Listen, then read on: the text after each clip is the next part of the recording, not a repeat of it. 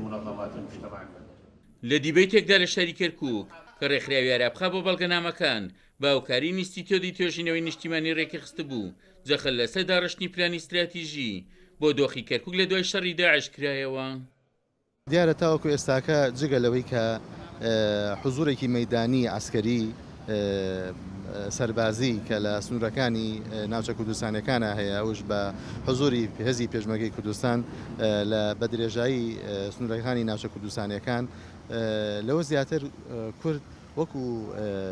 بەشێکی گرنگ لە استراتیژی بیرکردنەوەی کە بیر بکاتەوە لەوەی کەوا دوای داعشی بکە و ئازانم لەسەر ئاستی باڵای حیزبەکانە هیچ شتێکی ئەوتۆنیە بەداخەوە چونکە ئەوەی کەوا تێبینی ئەکرێ لە دوای شەڕی داعش ئەوەی کەوا ڕۆئەدا هیچی کەمتر نییە مەترسیەکانی بۆ سەر ئاسایش و سەخامگیری هەرێمی کوردستان وەک لەوەی کە لە ئێستادا هەیە ئەوەی کە ئێمە پێشبینیەکەین کێشێ مەترسیدا سەر هەڵەداتن لە دوای داعش ئەگەر لە ئێستاکۆ ئێمە خۆمانی بۆ ئامادە نەکەین لەوانەیە لە ژێر کۆنتترۆڵمان دەربچێت بۆیە پێویست بەوە کاتن هەموو لە یەک جۆ لە یەکتری بگرێت و بگەین بە چەند خاڵێکی هاوبەش مەرجژ نییە خاڵەکان هەمووی وەکو یەک بێت هەموو لەگەڵ سەر هەموو خاڵەکانێک لەگەڵ یەکتری ڕێکەوتن بکەین بەڵام خاڵی هاوبەشمان هەیە باو خاڵە هاوبەشان دەست پێ بکەین پردی متمانە لە نێوان یەکتری دروست بکەین جۆ لە یەکتری بگرین بۆ ئەوەی بتوانین کێشەکان چارەسەر بکەین هەست ناکەین بەرنمەیەک بۆ خۆ ئامادەکردنی دوای داعشە بێ لەبەرەوەی کۆمەڵێک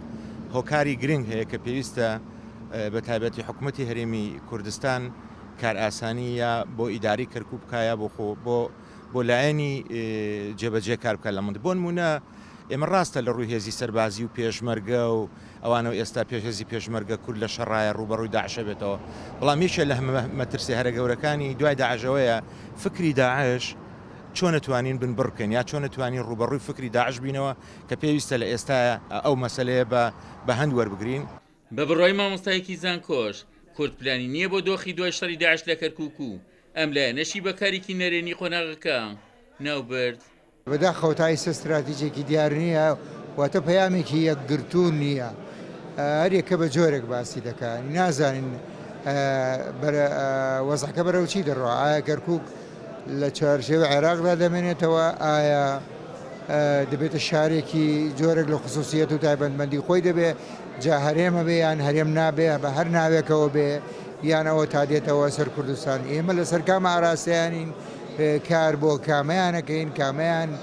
لە بەرژەوەندی شارەکە و لە بەرژەوەندی خەڵکی کوردستانە یا لە بەرژەوەندی گەلی کووردە بەڕاستی وەکو کورد ئێمە هەتا ئێستا پەیامێکی یەکگرتو و استراتیجێکی دیارمان نییە دەربارەی چارەنووسی کەرکووک لە چوارچێوەی حەوت توێژینەوەی زانستیدا کە لە چوارچێوەی پانێڵەکە پێشکەش کرا